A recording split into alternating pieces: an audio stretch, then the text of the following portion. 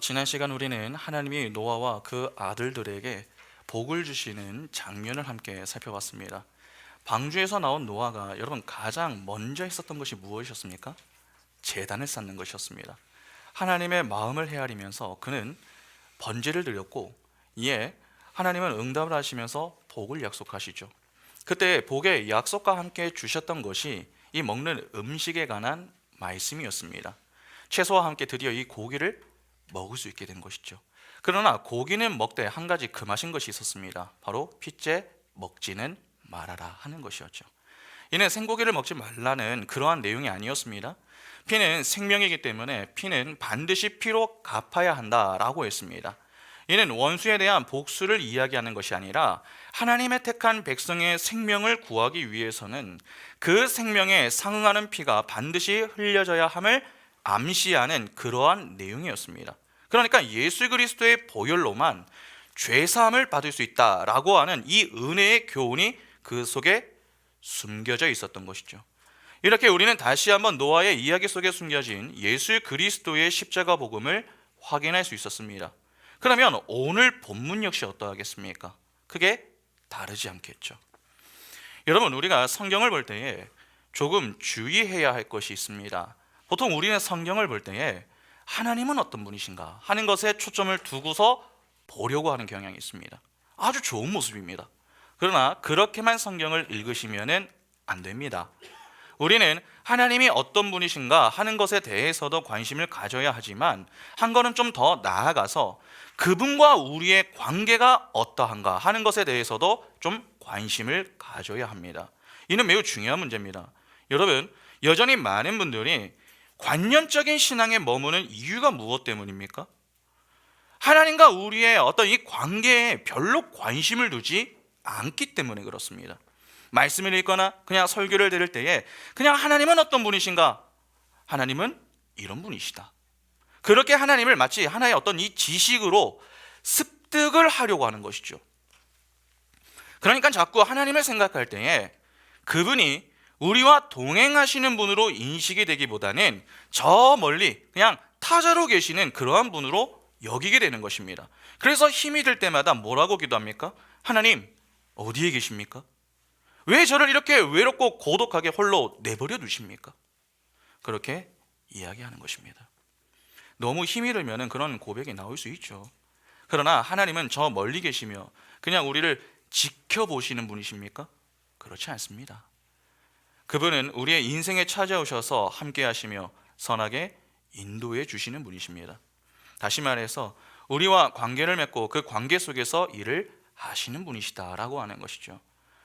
여러분, 하나님은 사랑의 하나님이십니다. 그래서 길을 가다가 보면은 God is love라고 하는 문구가 적힌 교회들이 있죠. 이에 하나님은 어떤 분이십니까? 그렇게 물으면은 많은 경우 사람들은 대답을 합니다. 하나님은 사랑이십니다. 여기까지는 대답을 잘합니다. 그러나 그 사랑의 하나님이 자신과 무슨 연관성이 있는가 그렇게 물으면은 정확하게 대답을 하지 못합니다. 왜 대답하지 못하는 것입니까? 그 사랑의 하나님을 머리로만 이해하고 있기 때문이죠. 다시 말해서 하나님이 자신과 동떨어져 있다 그렇게 여기기 때문이라는 것입니다. 그래서 대부분의 경우 삶이 약합니다. 그것이 오늘날 우리의 문제 아닙니까? 어떠십니까? 우리는 관념적인 신앙을 갖고 살아갑니까? 아니면 인격적인 신앙을 갖고 살아갑니까? 우리가 하나님을 아는 지식을 얻기 위해서 힘을 쓰는 이유는 내 삶에 역사하시는 하나님과의 바른 관계 속에서 내 삶으로 하나님께 영광을 돌리기 위해서입니다.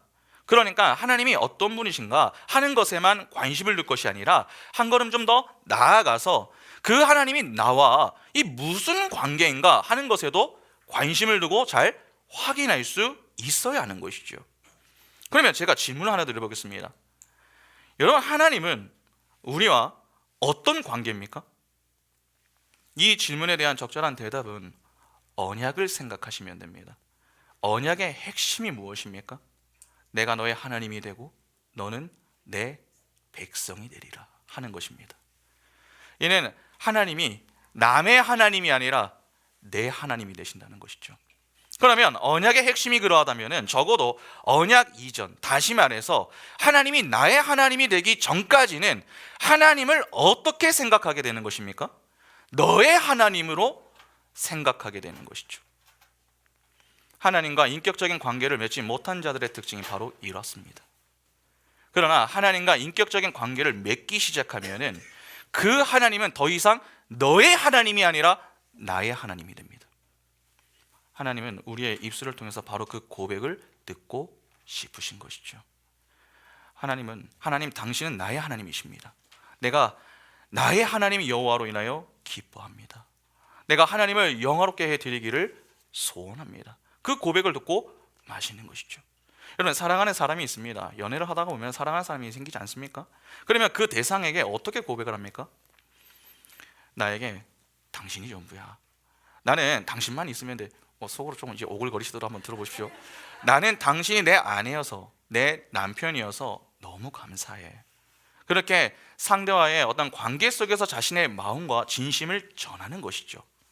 그런데 그냥 책에서 배운 지식으로 상대를 대하면 그런 진심이 전해지겠습니까? 그렇지 않죠. 그러니까 바른 고백은요, 머리가 아니라 관계에서 비롯되는 것입니다. 많은 경우 부모에 비해서 자녀의 신앙은 부족합니다. 그래서 자녀들을 볼 때마다 안타까운 마음이 들 때가 좀 많지 않으십니까? 왜 이러한 차이가 나는 줄 아세요? 물론 지식적인 측면에서도 이 차이가 있겠지만은 여러분, 경험을 무시할 수가 없습니다. 부모는 신앙생활을 통해서 지식을 가지고 있지만 동시에 그 말씀에 따라 일하시는, 역사하시는 하나님을 경험하기도 했습니다. 그러나 주로 자녀는 어떻습니까? 지식에 머물러 있는 경우가 다반사입니다. 다시 말해서 배운 지식에 비해서 이 경험은 좀 미미하다는 것이죠. 그러니까 부모와 자녀의 차이는 지식이 아니라 지식에 따른 경험의 차이인 것입니다. 그래서 인격적인 신앙을 가지고 있는 부모가 관념적인 신앙을 가지고 있는 자녀를 바라보면서 안타까운 마음이 드는 것이죠. 그러나 그럴 때 부모는 자녀를 위해서 기도해야 됩니다. 내가 만난 그 하나님을 자녀도 만날 수 있기를 위해서 기도의 눈물이 끊이지 않아야 하는 것이죠. 나를 만나주신 나의 하나님을 내 아이도 만날 수 있게 해주십시오. 그렇게 기도의 무릎이 날마다 강해져야 하는 것입니다. 여러분, 제가 지금 이 말씀을 왜 드린 줄 아십니까? 하나님은 택한 백성과 언약을 맺으시죠. 그런데 그분은 언약을 맺을 때 어떻게 맺는 줄 아십니까? 그냥 말로만 맺는 것이 아닙니다. 언약 이후에 일을 하십니다. 잘 아시다시피 하나님은 한 번 하신 약속을 실행하시고 성취하시는 분이십니다. 우리가 부르는 찬양 중에 오 신실하신 주라고 하는 찬양의 가사를 한번 보시기 바랍니다. 하나님 한 번도 나를 실망시킨 적 없으시고 언제나 공평과 은혜로 나를 지키셨네.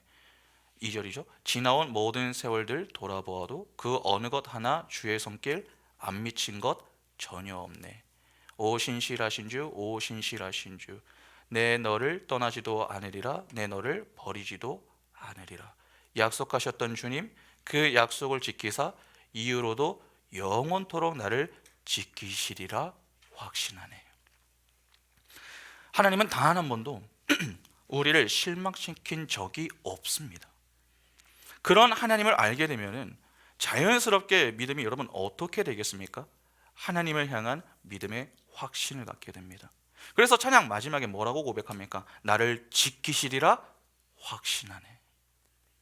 하나님을 알수록 교회는 믿음이 견고해지고 진지해집니다. 그리고 그 신실하신 하나님을 찬양합니다. 그 내용이 오늘 본문에 잘 나옵니다. 오늘 본문을 한번 보겠습니다. 8절부터 보시면 하나님이 노아와 그와 함께한 아들들에게 말씀하여 이르시되 내가 내 언약을 너희와 너희 후손과 너희와 함께한 모든 생물 곧 너희와 함께한 새와 가축과 땅의 모든 생물에게 세우리니 방주에서 나온 모든 것 곧 땅의 모든 짐승에게니라. 내가 너희와 언약을 세우리니 다시는 모든 생물을 홍수로 멸하지 아니할 것이라. 땅을 멸할 홍수가 다시 있지 아니하리라. 하나님이 이르시되 내가 나와 너희와 및 너희와 함께하는 모든 생물 사이에 대대로 영원히 세우는 언약의 증거는 이것이니라. 내가 내 무지개를 구름 속에 두었나니 이것이 나와 세상 사이의 언약의 증거니라. 내가 구름으로 땅을 덮을 때에 무지개가 구름 속에 나타나면 내가 나와 너희와 및 육체를 가진 모든 생물 사이에 내 언약을 기억하리니 다시는 물이 모든 육체를 멸하는 홍수가 되지 아니할지라. 무지개가 구름 사이에 있으리니 내가 보고 나 하나님과 모든 육체를 가진 땅의 모든 생물 사이에 영원한 언약을 기억하리라. 하나님이 노아에게 또 이르시되 내가 나와 땅에 있는 모든 생물 사이에 세운 언약의 증거가 이것이라 하셨더라. 자, 여기 11절을 보시면은 하나님은 홍수로 멸하지 않겠다라고 말씀을 하십니다. 그런데 여기 홍수라고 번역이 된 이 말을 여러분 원문으로 보시면은 그 앞에 관사가 붙어 있습니다. 그러니까 그 홍수가 되는 것이죠. 지금 하나님은 노아 때에 내렸던 방식의 심판을 더는 하지 않으시겠다라고 말씀을 주신 겁니다. 그러면 노아 이후에 여러분 이제 무엇을 만들면 안 되는 것이죠? 방주를 만들면 안 됩니다. 홍수 심판 전과 후로 하나님은 노아와 언약을 맺었습니다. 홍수 심판 전에 그와 언약을 맺고 나서 그는 방주를 만들었죠. 그것은 하나님의 말씀에 따라 지은 것입니다. 그러나 홍수 심판 이후 그와 맺은 언약에서 하나님은 더 이상 홍수 심판을 내리지 않겠다고 약속하셨습니다. 다시 말해서 앞으로는 방주를 지을 필요가 없음을 말씀하신 것이죠. 그러면 그 말씀에 따라 사는 자들은 여러분 어떻게 살아야 하는 것입니까? 그 말씀에 따라 방주를 짓지 않는 것이 하나님의 말씀에 순종하는 것입니다. 종종 우리가 실수하는 것 중에 하나가 무엇입니까? 행위에 지나치게 무게를 두는 것입니다. 그러나 같은 행위라도 무엇에 근거하여 하느냐가 중요합니다. 지금 노아가 하나님과 언약을 맺었습니다. 그러나 그 이후에 또다시 방주를 짓는다면 그것은 어떤 모습이 되는 것입니까? 믿음의 행위가 아니라 불신의 행위가 되는 것입니다. 다시 말해서 하나님을 대적하고 대항하는 행위가 될 수 있다는 것입니다. 이 모습이 이후 어떤 사건으로 등장하는 줄 아십니까? 그 유명한 바벨탑 사건으로 등장하는 것입니다. 그들이 왜 바벨탑을 쌓습니까? 그 탑을 통해서 스스로를 보호하기 위해서였습니다. 스스로 보호하자 하는 것 자체가 스스로 왕이 되어보겠다고 하는 그러한 발상 아닙니까? 선악과를 따먹은 아담과 하와와 같은 모습입니다. 여러분, 위기가 닥친다고 사람들이 하나님을 믿는 것이 아닙니다. 해가 거듭될수록 과학자들은 지구의 종말이 다가온다라고 하는 말들을 참 많이 하죠. 곧 지구가 멸망할 수 있다는 것입니다. 그러면 시간이 얼마 남지 않은 건 아닙니까? 그러나 그 말에 위기의식을 느끼면서 사람들이 예수를 믿습니까? 그렇지 않습니다. 오히려 지구 외에 다른 곳에서 살 수 있는 곳이 있는가를 확인하기 위해 우주선을 만들고 좀 지구와 비슷한 성질을 가지고 있는 행성들을 찾아다니며 조사를 합니다. 종말의 때를 인간이 스스로의 힘으로 대비를 하는 것이죠. 겸손히 하나님 앞에 돌아와 회개하고 하나님을 경외하는 것이 아닙니다. 도리어 재앙을 피할 수 있는 방도를 찾습니다. 그러니까 여전히 하나님의 심판을 받을 일들만을 하고 있는 것이죠. 그런 점에서 우리가 조금 주의를 해야 할 것이 있습니다. 자꾸 하나님 앞에서 어떤 행위로 승부를 보려고 하는 것은 올바르지 않습니다. 행위가 없는 것도 문제입니다. 그러나 그 행위가 무엇에 근거한 행위인가 하는 것에 대해서도 우리는 보다 진지한 자세로 생각하고 확인을 할 수 있어야 됩니다. 하나님의 말씀과 무관하게 내 마음대로 행하는 그러한 행위들은 하나님의 칭찬이 아니라 하나님의 진노를 살 수 있습니다. 내 행위가 적어도 하나님의 말씀에 근거한 것인가 하는 것을 꼭 점검하셔야 됩니다. 그런데 참으로 안타까운 사실은 이러한 점검을 별로 하지 않는다는 것이죠. 그리고 율법을 지키는 문제에 대해서도 우리가 오해하지 말아야 할 것이 있습니다. 여러분, 우리가 율법을 왜 지킵니까? 하나님을 기쁘시게 해 드리기 위해서입니다. 그러니까 하나님이 나의 하나님이 되시기 때문에 그 하나님의 기쁨을 위해 내게 허락하신 그 말씀을 지키는 것이죠. 그 말씀을 준수하는 것을 통해서 그분을 신뢰하고 사랑한다라고 하는 것을 표현하는 것입니다. 그러니까 말씀에 근거한 행위는 하나님을 향한 신뢰에서 비롯되어야 하는 것이죠. 여러분, 신앙생활은 우리의 고집을 꺾는 것이지 고집을 키우는 것이 아닙니다. 요즘 젊은 사람들이 인사를 잘하지 않습니다. 그러나 교회를 오면은 인사를 해야 됩니다. 또한 잘못을 했으면 사과를 해야 됩니다. 이는 인사나 사과를 받고 싶어서 시키는 게 아닙니다. 가끔 어떤 분들은 너무 아이들에게 좀 깐깐하게 구는 건 아니냐, 다 때가 되면 하지 않겠느냐, 그러면 애들이 엇나갈 수도 있다. 그리고 어떤 분들은 애들이 말은 안 해도 스스로 잘못을 알고 있을 것이다. 그러니까 그냥 넘어가자, 그렇게 이야기를 합니다. 일리 있는 말씀입니다. 스스로 잘못을 알고 넘어가는 것이 중요하죠. 또 때가 되면 사람은 인사를 시키지 않아도 사회생활을 통해서 인사의 중요성과 필요성을 깨닫습니다. 그러나 그럼에도 불구하고 그렇게 시키는 이유가 있습니다. 여러분, 고집을 꺾어서 하는 것과 하기 싫은데 억지로 하는 것은 다른 문제입니다. 신앙생활은 내가 가지고 있는 고집을 포기하지 않고 고집을 부려가며 할 수 있는 것이 아닙니다. 만일 그러한 논리라면 성경에서 이야기하는 자기 부인은 어떻게 해야 하는 것입니까? 내가 내 고집을 꺾지 않는데 예수를 따를 수 있습니까? 예수는 나를 따르려거든 자기를 부인하고 자기 십자가를 지라고 말씀하시는데, 부인도 하지 않고 십자가도 지지 않으려고 한다면 예수를 따를 수 있는 것입니까? 예수를 믿는다 말은 하면서 삶의 열매는 제대로 맺는 것이 없습니다. 그런 자를 두고서 진짜 예수를 믿는다고 말할 수 있느냐는 것입니다. 자신의 신앙에 있다고 말할 수 있어도 그것은 자기 합리화이지 제대로 된 신앙이라고 보기는 어렵습니다. 적어도 예수를 따르려고 한다면 내가 가지고 있는 고집부터 꺾어야 됩니다. 그렇게 자기를 부인해야 하나님께 순종할 수 있는 것이죠. 그것을 가르치기 위해서 교회에 오면은 인사를 시키는 것이고, 잘못을 했을 때에는 반드시 사과부터 하게 하는 것입니다. 다른 이유는 없습니다. 그러면 부모가 자녀에 대해서 가장 먼저 해야 할 일이 무엇입니까? 자녀의 고집을 꺾는 훈련부터 해야 됩니다. 이는 상당히 힘든 훈련입니다. 치열합니다. 자녀 양육도 그러한데 여러분, 신앙 훈련은 어떠하겠습니까? 더 쉽지 않습니다. 그래서 목회자들은 목숨을 걸고 사역을 해야 되는 것입니다. 여러분, 사단은 하나님의 백성이 편하게 하나님을 믿도록 가만히 내버려 두지 않습니다. 어떻게든 우리의 심령에 고집을 심어놓고 결코 포기하지 말라고 응원을 하죠. 너의 마지막 자존심은 지켜야지. 그렇게 우리의 자존심을 지키도록 필사적으로 도와줍니다. 그러나 하나님은 그 반대편에서 말씀으로 그 고집을 꺾어서 백기를 들고 나와 항복을 받아내십니다. 하나님의 은혜가 아니면 안 됩니다. 겸손히 하나님 앞에 나와 그분의 은혜를 구하게 만듭니다. 우리는 그 사이에서 이 고민과 갈등을 하게 되죠. 많은 경우 이 갈등에서 하나님을 택하지 않습니다. 거부하는 것입니다. 그래서 신앙 성장이 없는 것이고 하나님을 머리로만 알 뿐 인격적으로 경험하지 못하는 것입니다. 소위 힘든 것은 싫다는 것이죠. 그래서 적당한 선에서 타협을 시도합니다. 그렇게 한번 타협을 시작하면은 그때부터 계속 타협합니다. 그런데 어느 순간 이건 이러면 안 되겠다, 그러한 좀 마음이 들어가지고 타협을 딱 끊으려고 합니다. 그러면 주변에서 꼭 보이는 반응이 무엇인 줄 아십니까? 처음에는 안 그랬잖아. 근데 왜 지금에 와서 그래? 그렇게 심한 거부 반응을 보입니다. 그래서 신앙의 문제는 한 번의 타협도 시도하면 안 됩니다.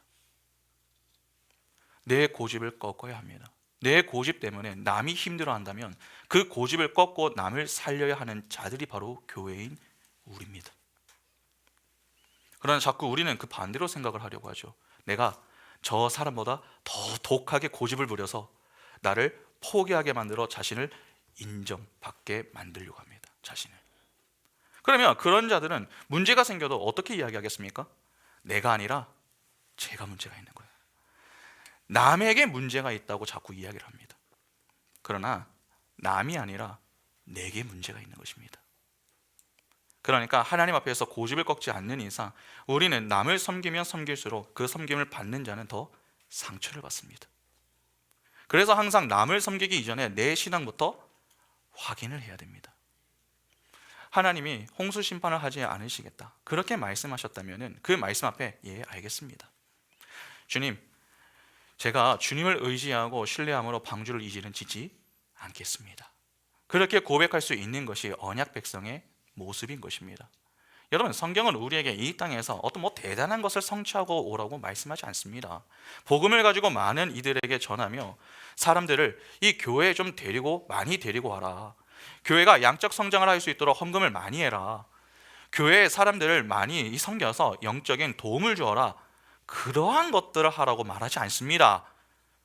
이러한 것들이 불필요하다 하는 의미가 아닙니다. 필요합니다. 그러나 주가 아니라는 말입니다.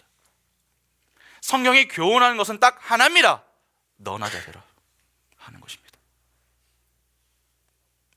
소크라테스가 너 자신은 알라 하는 말을 했듯이 하나님은 택한 백성에게 말씀하시는 것이죠. 너부터 똑바로 해라. 그렇게 말입니다. 하나님의 1차적인 관심은 나 자신입니다.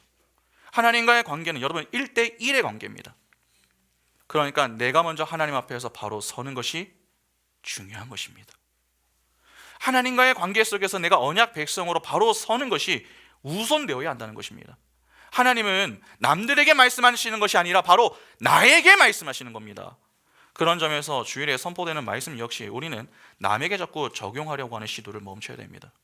가끔 좀 이 설교를 듣다가 보면은 생각나는 분들이 좀 있지 않습니까? 그런데 그런 사람들에게 꼭 설교를 듣고 찾아가가지고, 야, 오늘 내가 목사님 설교를 듣는데 당신이 생각나더라. 목사님 설교 한번 꼭 좀 들어봐. 그렇게 자기에게 적용할 생각을 하지 않고 자꾸 남에게 적용을 하려 합니다. 아닙니다. 하나님은 남이 아닌 내게 말씀하시는 겁니다. 그러면 그 말씀은 내게 적용될 수 있게 듣고 반응하는 것이 바람직한 것이죠. 하나님의 인격에 대한 반응이 중요한 것이지 어떤 사건에 대한 반응이 중요한 것이 아닙니다. 내가 살기 위해서 예수를 믿는 자와 하나님을 인격적으로 경험해서 예수를 믿는 자는 다릅니다. 기준이 다르죠. 내가 살기 위해 예수를 믿는 사람들은 자기 마음대로 믿습니다. 내가 교회를 나오고 싶으면 나오고 그렇지 않으면 교회를 나오지 않습니다. 그러니까 그냥 자기 소견에 옳은 대로 사는 것입니다. 그런 자들이 예수를 믿는 이유는 간단합니다. 예수 믿고 천국 가기 위해서입니다. 그러나 우리가 예수를 믿는 이유는 무엇입니까? 천국이 아니라 하나님의 영광이죠. 모든 종교가 구원이 필요하다라고 하는 것에는 인식을 함께 합니다. 그러나 구원을 받는 방식에 대해서는 서로 다릅니다. 기독교만 구원은 오직 예수 그리스도를 통해서 얻을 수 있다고 교훈합니다. 그러면 다른 종교들은 어떻습니까? 다다익선의 사고를 갖습니다. 신은 많으면 많을수록 좋으며 또 여러 방법들을 통해서 구원에 이를 수 있다, 그렇게 봅니다. 그래서 종교 통합의 운동을 시도하는 것입니다. 무슨 말입니까? 자기 고집을 꺾지 않고 있다는 말입니다. 여러분, 사람이 예수 안에서 죽으면 일어나는 일이 무엇인 줄 아십니까? 하나님의 말씀대로 사는 모습이 나옵니다. 내 생각에 좋은 대로 움직이는 것이 아니라 하나님의 말씀이면 그 말씀에 믿음으로 순종하여 손과 발을 움직입니다. 할 수 있어서 하는 것도 아니고 억지로 하는 것도 아닙니다. 해야 하기 때문에 하는 것이며 감사해서 기쁨으로 하는 것입니다. 그래서 진짜는 늘 입술에 찬양이 흘러나옵니다. 감사가 있는 것이죠.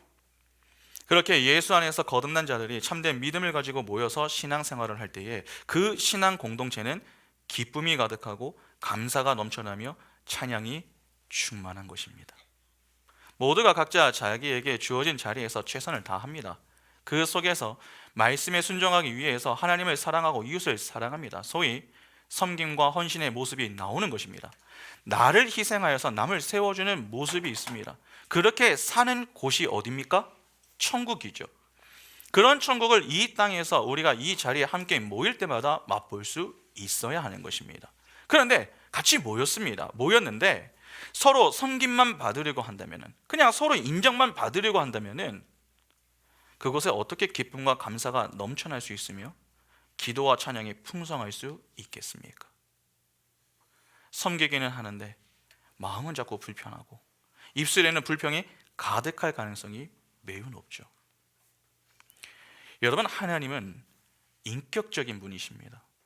그런 분과 인격적인 관계를 맺고 있는 자가 분명하다면 그 모습은 이웃과의 관계 속에서도 반드시 나타납니다.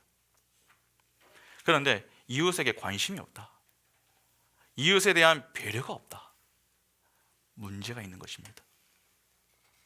그러면 언약 백성인가의 여부는 어떻게 확인할 수 있습니까? 하나님은 항상 어떤 약속을 주시면은 그 언약을 맺고 그에 따른 표를 주십니다. 표를 주시는 이유는 간단합니다. 말은 사람의 눈에 보이지 않죠. 그러나 표는 눈에 보입니다. 그래서 눈에 보이는 어떤 징표를 주시는 것입니다. 이에 대해 한번 확인을 한 적이 있었죠. 바로 가인의 이야기를 살펴볼 때입니다. 하나님이 아벨을 죽인 가인에게 약속을 주시면서 표를 하나 주셨습니다. 창세기 4장 9절부터 보시면 여호와께서 가인에게 이르시되 내 아우 아벨이 어디 있느냐? 그가 이르되 내가 알지 못하나이다. 내가 내 아우를 지키는 자니까? 이르시되 내가 무엇을 하려느냐? 내 아우의 핏소리가 땅에서부터 내게 호소하느니라. 땅이 그 입을 벌려 내 손으로부터 내 아우의 피를 받았은즉 내가 땅에서 저주를 받으리니 내가 밭을 갈아도 땅이 다시는 그 효력을 내게 주지 아니할 것이요 너는 땅에서 피하며 유리하는 자가 되리라. 가인이 여호와께 아뢰되 내 재벌이 지기가 너무 무거우니이다. 주께서 오늘 이 지면에서 나를 쫓아내시온지 내가 주의 낯을 배웁지 못하리니 내가 땅에서 피하며 유리하는 자가 될지라. 물은 나를 만나는 자마다 나를 죽이겠나이다. 여호와께서 그에게 이르시되 그렇지 아니하다. 가인을 죽이는 자는 벌을 7배나 받으리라 하시고 가인에게 표를 주사 그를 만나는 모든 사람에게서 죽임을 면하게 하시니라. 여기 보면 하나님이 가인에게 표를 주셨다라고 하죠. 여러분, 이 표가 바로 저주의 표입니다. 요한계시록 13장 16절과 17절을 보시면은 그가 모든 자 곧 작은 자나 큰 자나 부자나 가난한 자나 자유인이나 종들이나 그 오른손에나 이마에 표를 받게 하고 누구든지 이 표를 가진 자 외에는 매매를 못하게 하니 이 표는 곧 짐승의 이름이나 그 이름의 수라. 가인이 받은 표가 바로 이것입니다. 그러니까 하나님은 가인에게 저주의 표를 주심으로 세상과 가인을 딱 한편으로 묶어버리신 거죠.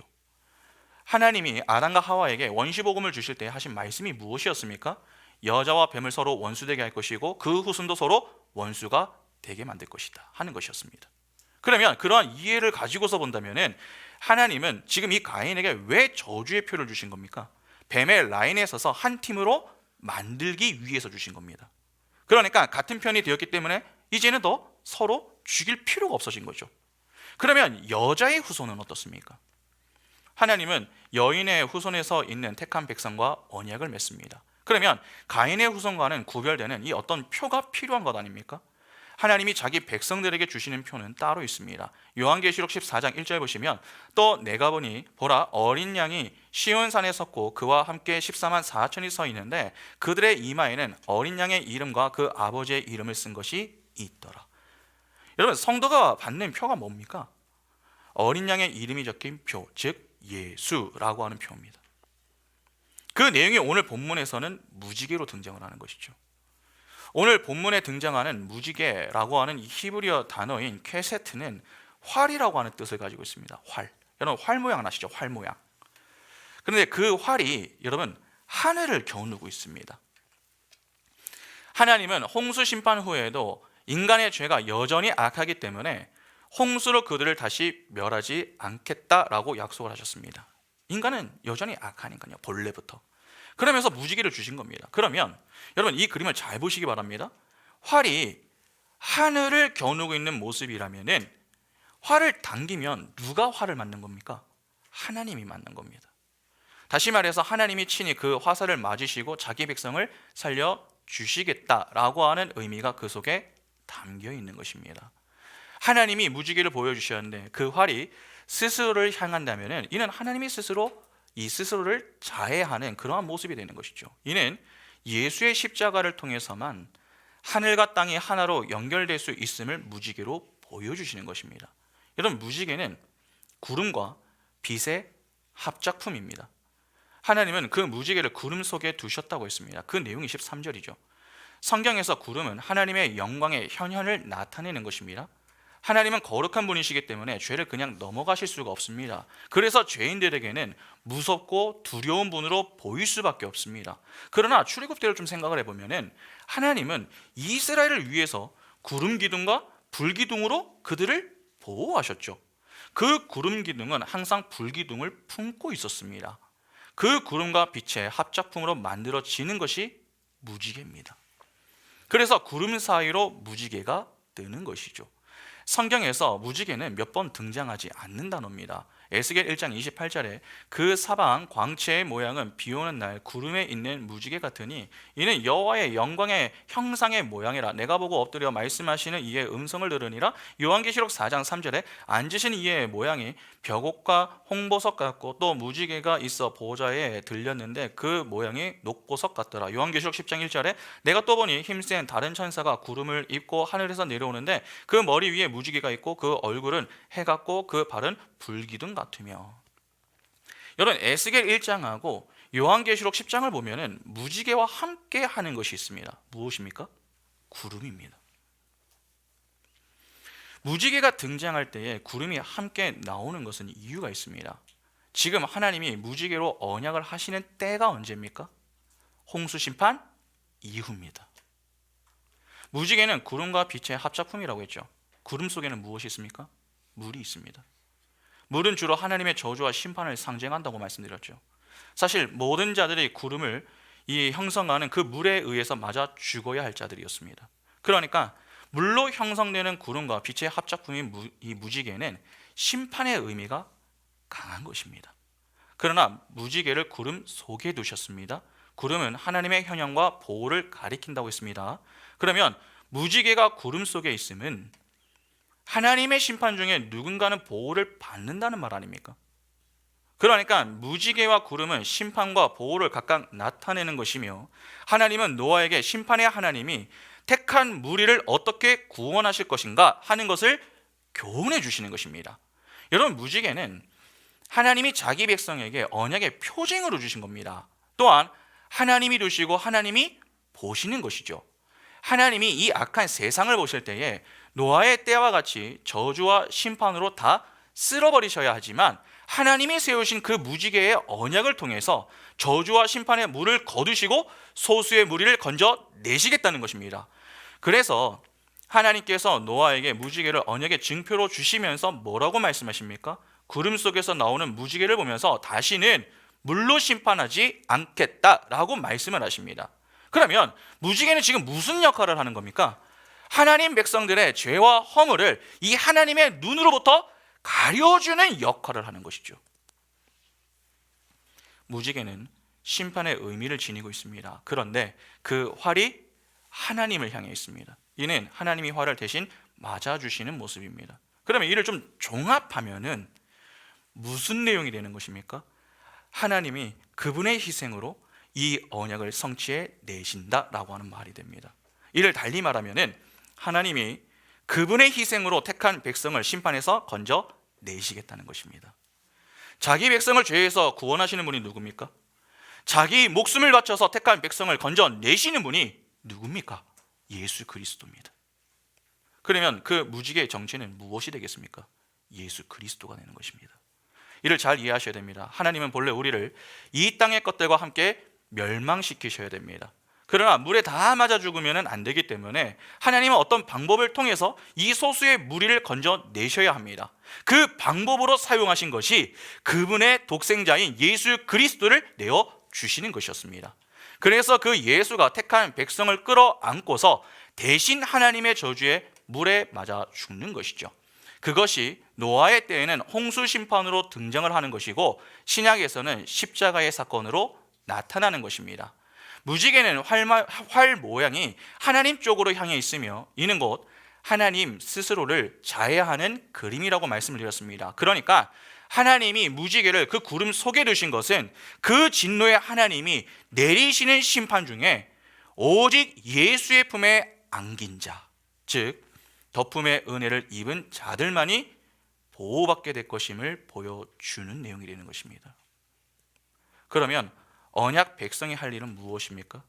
예수의 품에 거하는 것입니다. 바로 예수를 믿어 영접하는 것이죠. 그러면 우리를 살려주시는 것입니다.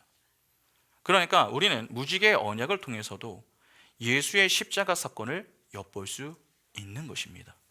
결국 무지개는 예수 그리스도의 십자가 원리를 담고 있는 것이며, 하나님은 그 십자가 뒤로 숨은 자들, 즉 예수와 연합한 자들을 예수로 보시겠다라고 하는 것입니다. 그래서 그들을 심판하지 않으시겠다고 하시는 것이죠. 다시 말해서 예수 때문에 심판하지 않으시겠다. 그렇게 이 은혜의 약속을 무지개의 언약으로 담아 주시는 것입니다. 갈라디아서 1장 4절에 그리스도께서 하나님 곧 우리 아버지의 뜻을 따라 이 악한 세대에서 우리를 건지시려고 우리 죄를 대속하기 위하여 자기 몸을 주셨으니, 하나님이 우리를 이 악한 세대, 즉 홍수에서 건지시기 위해서 자기 몸에 화살을 쏘셨습니다. 그분이 대신 그러한 화를 맞아 주심으로 언약의 성취가 일어나고 생명과 영광의 자리에 서게 될 것이란 약속이 바로 무지개 언약 속에 담겨 있는 것입니다. 그 은혜로 인해 택한 백성들이 얻게 되는 것이 무엇입니까? 바로 이것입니다. 로마서 8장 1절과 2절에 그러므로 이제 그리스도 예수 안에 있는 자에게는 결코 정죄함이 없나니 이는 그리스도 예수 안에 있는 생명의 성령의 법이 죄와 사망의 법에서 너를 해방하였습니다. 그러니까 설교 서론에서도 말씀을 드렸지만 노아의 이야기 전체가 여러분 무엇을 교훈하는 것입니까? 예수 그리스도의 십자가 복음을 교훈하는 이야기인 것입니다. 예수의 희생과 섬김, 그리고 십자가 죽음으로 인한 덮음의 은혜로 부정한 자들이 살아나게 되는 그러한 이야기, 그것이 바로 노아의 이야기인 것입니다. 지금까지 우리가 살펴본 내용들이 다 이 하나의 주제였습니다. 노아가 120년 동안 만들었던 방주의 실체는 예수 그리스도였습니다. 노아가 방주를 타고 하나님의 홍수 심판을 면했습니다. 여러분, 그가 살 수 있었던 이유가 무엇 때문이었습니까? 방주이신 예수가 그들을 품에 안고 대신 하나님의 저주와 심판의 물에 맞아 죽으셨기 때문입니다. 노아와 그의 가족들은 예수께서 대신 맞아 죽어주시는 그 은혜, 즉 덮음의 은혜로 죽어야 했었던 자리에서 죽지 않고 살 수 있었던 것이죠. 홍수 심판 이후에 그들이 번제로 제단을 쌓았습니다.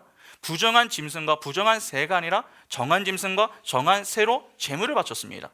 이 역시 하나님이 유일하게 기뻐 받으시는 제물인 예수 그리스도가 희생 제물이 되어 주심으로 부정한 자들이 정결케 된다라고 하는 것을 보여주는 것이었습니다.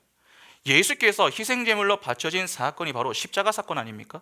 그 자리에서 예수께서 십자가 보혈을 흘리셨습니다. 그래서 노아가 번제로 제단을 쌓은 이야기 뒤에 나오는 내용이 고기를 빚재 먹지 말라 하는 내용이었습니다. 바로 예수 그리스도의 십자가 보혈로 인한 죄 사함을 보여주는 덮음의 은혜의 이야기였죠. 이렇게 지금까지 살펴본 모든 내용이 다 예수 그리스도의 섬김과 희생, 그리고 십자가 죽음으로 인한 덮음의 은혜인 복음의 이야기였습니다. 그 내용이 지금 무지개 언약으로 다시 한번 등장하는 것이죠. 그러니까 언약 백성에게 주어지는 표가 무엇입니까? 예수 그리스도입니다. 다시 말하면 하나님의 은혜가 그 표로 주어진다는 것입니다. 하나님과 맺는 언약은 은혜로 시작이 되어서 은혜로 마치는 것 아닙니까? 여러분, 그 안에는 은혜밖에 없습니다. 그 은혜는 하나님이 일방적으로 베푸시는 것입니다. 언약이란 쌍방의 노력이 요구가 되죠. 하나님은 하나님 편에서 노력을 해야 되고 백성은 그 백성 편에서 노력을 해야 됩니다. 하나님은 하신 약속을 성실히 이루셔야 되고 택한 백성은 그 약속하신 하나님을 믿어야 됩니다. 그런데 그 믿음도 사실 누가 주시는 겁니까? 하나님이 주시는 겁니다. 우리의 믿음조차 하나님의 은혜로 주어지는 것입니다. 그러니까 사실상 하나님이 홀로 이루시는 것이죠. 하나님의 은혜로 이루어지는 것, 그것이 바로 언약입니다. 그래서 하나님이 노아와 언약을 맺을 때에 이 반복적으로 강조하는 표현이 무엇입니까? 이 언약은 내 언약이다 라고 하는 것입니다. 또한 실제 언약을 맺는 내용을 보시면 하나님은 그분 스스로를 매우 강조를 하시죠. 내가 언약을 맺지만 그 언약은 내가 이룬다는 것입니다. 무슨 말입니까? 하나님의 은혜로 이 언약은 반드시 성취된다는 것입니다. 그 은혜의 표로 주어지는 것이 여러분 예수 그리스도입니다. 그러면 그 표를 받은 자들이 할 일은 무엇이겠습니까? 예수와 연합하여서 작은 예수로 사는 것, 즉 예수를 믿는 것입니다. 이를 조금 다르게 표현하면 하나님의 은혜에 감사하며 사는 것입니다. 그런 자들은 하나님이 어떻게 하십니까? 기억하십니다.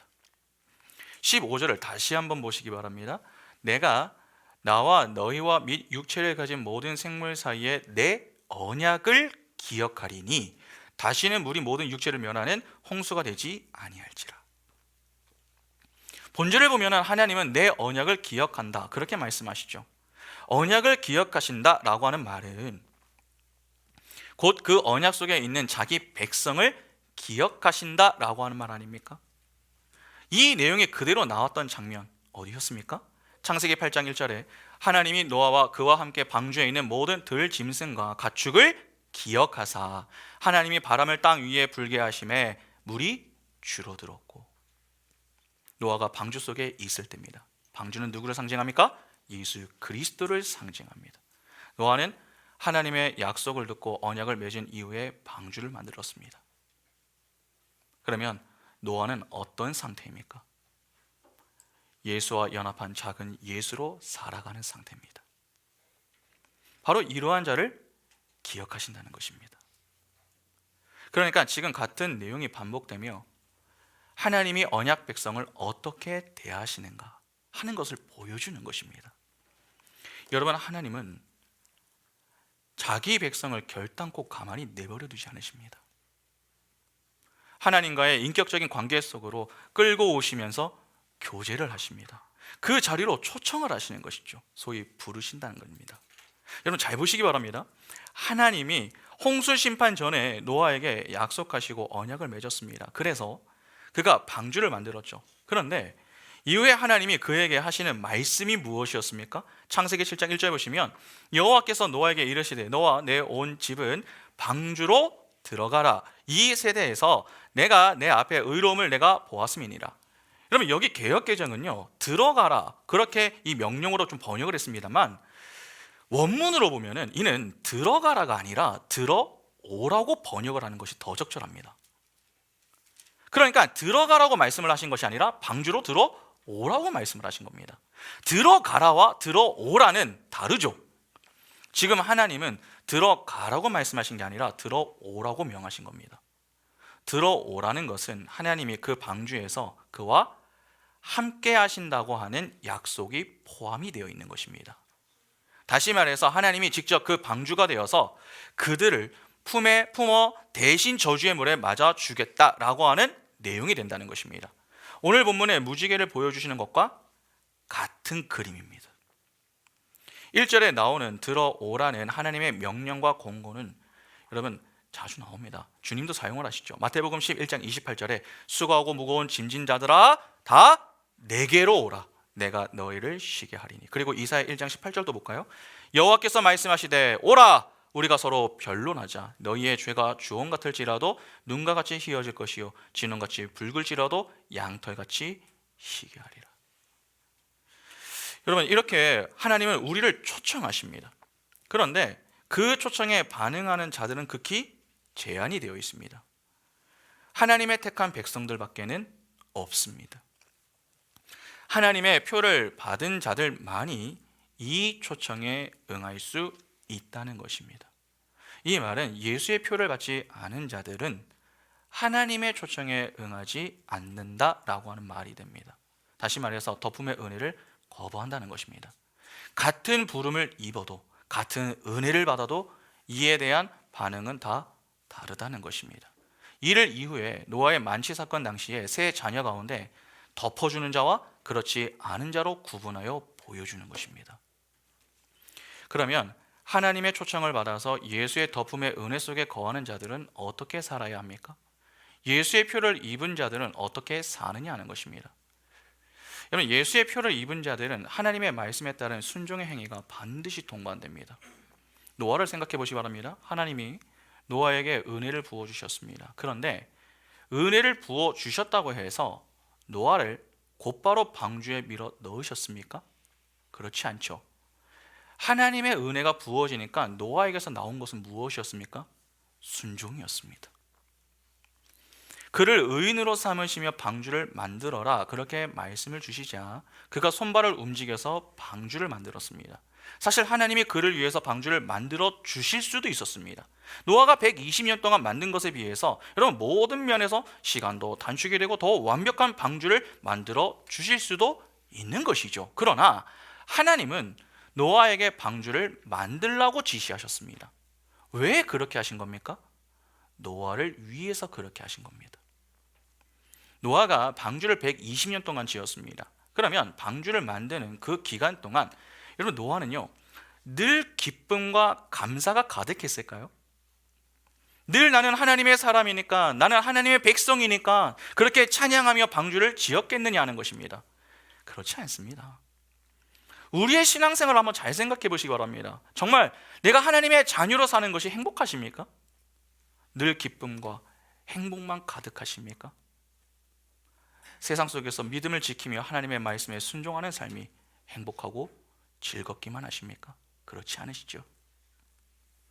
비가 내리지도 않는데 오랜 기간 지루하게 방주를 지어야 됩니다.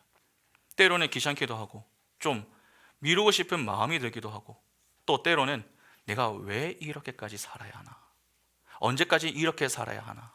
정말 이것이 맞는 것인가? 그런 의심과 불평 가운데 방주를 짓는 모습이 왜 없었겠습니까? 사람들이 지나가면서 노아를 손가락질할 때면은 가족들이 자신의 모습을 이해하지 못하고 오히려 지지하지 않는 그러한 모습을 볼 때마다 노아의 마음이 힘들 수 있습니다. 그래서 포기하고 싶은 마음과 좌절과 낙심의 마음이 들 때가 한두 번이 아니었을지도 모르죠. 그런데 하나님은 그런 노아를 통해서 방주를 완성해 내시고야 마십니다. 왜 하나님이 그렇게 하신 것입니까? 그 기간을 통해 하나님은 노아에게 하나님의 신실하심과 오래 참으심, 그리고 그분의 사랑과 은혜를 직접 경험하고 체험할 수 있게 하신 겁니다. 하나님은 단지 말로 끝내시는 분이 아닙니다. 말로 끝내면 쉽고 편합니다. 그러나 경험이 없으면 힘을 발휘하지 못합니다. 오늘 우리의 문제가 바로 여기에 있는 것 아닙니까? 알기는 아는데 경험이 없습니다. 그래서 힘이 없습니다. 우리 삶에는 경험이 있어야 됩니다. 그 경험을 통해 내가 넘어지고 또 실수하고 그럼에도 불구하고 쓰러지지 않도록 나를 붙들고 은혜로 약속의 성취로 이루어내시는 그 하나님을 바라보면서 그렇구나, 하나님은 약속에 신실하신 분이시구나, 하나님은 오래 참으시는 분이시구나, 하나님은 사랑과 은혜가 가득하신 분이시구나, 하나님은 저 멀리 타자로 계시는 그러한 분이 아니라 지금 나와 동행하시며 살아 역사하시는 분이시구나. 그렇게 하나님을 인격적으로 경험할 수 있게 하시는 겁니다. 그 경험을 통해서 우리로 하여금 죽은 믿음이 아니라 산 믿음을 갖고 살아가게 만드시는 것입니다. 여러분, 산 믿음을 가지고 살아야 하나님을 더 바르게 섬길 수 있는 것 아닙니까? 산 신앙이 있어야 하나님을 경외하며 바르게 예배할 수 있는 것 아닙니까? 그래야 이웃을 사랑하고 하나님의 뜻을 이루는 삶을 살 수 있는 것 아니냐는 것입니다. 노아에게 바로 그러한 경험을 심어주기 위해서 하나님은 의도적으로 그에게 방주를 짓게 하신 겁니다. 그렇게 노아는 긴 시간 동안에 방주를 지으며 하나님이 어떤 분이시고 또 자신과 어떤 관계에 있는 분이신가 하는 것을 경험했습니다. 그 속에서 하나님을 이해하고 자신의 연약함과 나약함을 깨달은 것이죠. 그랬기 때문에 하나님이 이후에 방주로 들어오라 그렇게 말씀을 하셨을 때에 그는 주저하지 않고 그 방주 속으로 들어갈 수 있었던 것입니다. 생각해 보시기 바랍니다. 노아가 방주에 들어간다라고 하는 것 자체가 여러분 쉬운 일입니까? 우리는 좀 이것을 쉽게 생각하는 경향이 있는데 정말 그것이 쉬운 일입니까? 창세기 12장 1절부터 3절을 보시면 여호와께서 아브라함에게 이르시되 너는 너의 고향과 친척과 아버지의 집을 떠나 내가 내게 보여줄 땅으로 가라. 내가 너로 큰 민족을 이루고 내게 복을 주어 내 이름을 창대하게 하리니 너는 복이 될지라. 너를 축복하는 자에게는 내가 복을 내리고 너를 저주하는 자에게는 내가 저주하리니 땅의 모든 족속이 너로 말미암아 복을 얻을 것이라 하신지라. 우리는 이 내용을 너무 이상적으로 생각을 합니다. 하나님의 말씀에 이 믿음의 조상 아브라함이 자신의 고향을 떠났다. 우리에게 바로 이러한 믿음이 있어야 한다. 그렇게 쉽고 편하게 말을 합니다. 그러나 이는 쉬운 일이 아닙니다. 노아가 자기 가족들을 데리고 하나님의 말씀에 순종하여 방주로 들어갔음은 세상의 것들을 포기하는 일입니다.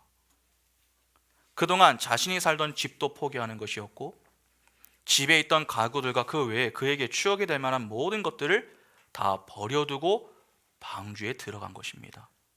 그 모든 것을 가지고 방주에 탈 수는 없는 것 아닙니까? 하나님이 명하신 그 말씀에 따라 방주에 탔을 뿐입니다. 주신 말씀 이외에 그 어느 것 하나도 가지고 탈 수가 없습니다. 그러니까 그가 두고 와야 하는 것들에 대한 그 미련이 얼마나 많이 남겠습니까?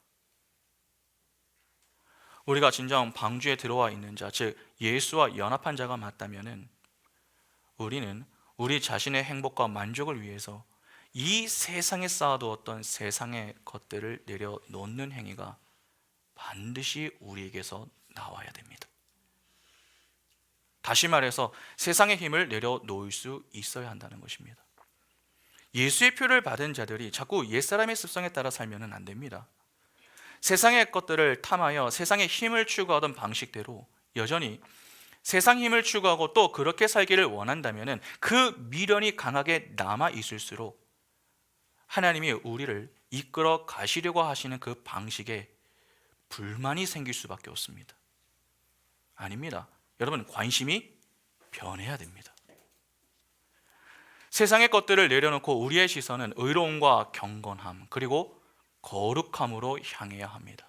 하나님은 자꾸 그렇게 우리의 시선을 빼앗는 것들로부터 우리를 막으시며 하나님만 바라보게 만드십니다. 그렇게 온전한 순종이 우리에게서 나올 수 있도록 방주를 짓는 그러한 시간들을 허락하시는 것이죠. 여러분, 하나님을 믿으며 산다는 것, 하나님만 소망하며 언약 백성으로 산다는 것은 쉽지 않습니다. 때때로 방주를 짓는 그 과정과 시간이 내게 너무 힘이 들어서 불평과 한탄이 입술 밖으로 쏟아져 나올 수 있습니다. 그러나 하나님의 은혜를 의지하여 끝까지 가야 됩니다. 아니, 예수의 표를 받은 자가 맞다면 우리는 그 자리로 끝까지 갈 수밖에 없습니다. 하나님이 그 자리까지 우리를 끌고 가시기 때문이죠. 하나님의 언약은 중간에 파괴되지 않습니다. 이는 하나님의 언약은 영원하다 하는 말이죠. 그래서 하나님이 오늘 본문 마지막에 하시는 말씀이 무엇입니까? 그분의 언약을 두고서 영원한 언약을 기억하시겠다, 그렇게 말씀하시는 겁니다. 우리가 때때로 넘어지고 실수하고 불평을 해도 안심할 수 있는 이유가 바로 여기에 있는 것이죠. 하나님의 언약은 영원합니다. 그분의 언약이 영원하다 하는 것은 그 언약 백성인 우리를 결코 포기하지 않으신다라고 하는 말과 같습니다. 이는 그분의 은혜로 우리를 반드시 언약의 성취가 이루어지는 영광의 자리로 인도하신다라고 하는 말이 되겠죠. 우리가 잘해서 그 자리까지 가게 되는 것이 아닙니다.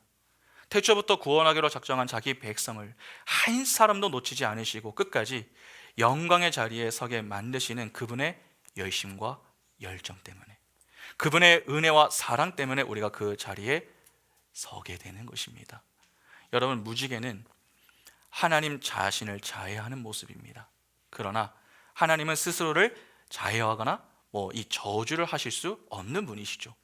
이는 그분의 수고와 섬김과 일방적인 은혜와 사랑으로 자기 백성을 살려내시겠다는 강한 의지를 보여주신 것입니다. 다시 말해서 난 내 백성 절대로 죽게 내버려 두지 않는다. 그것을 무지개 언약으로 교훈해 주신 것입니다.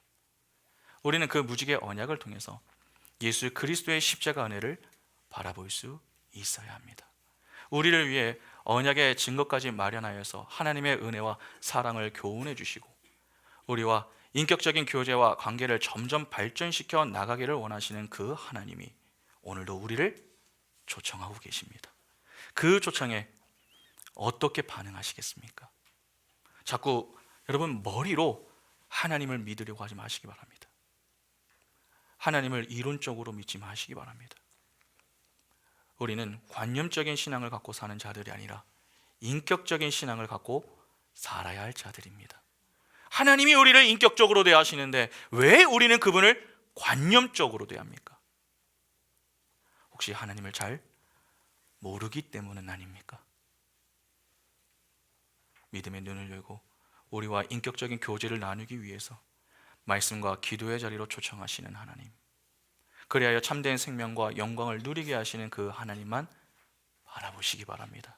그리하여 관념적인 신앙으로 죽은 믿음을 가지고 사는 이 인생이 아니라 인격적인 신앙으로 산 믿음을 가지고 하나님을 영화롭게 해드리는 예수의 표를 받은 작은 예수의 인생이 바로 우리 모두의 인생이 다 될 수 있기를 간절히 소망합니다. 함께 찬양하겠습니다.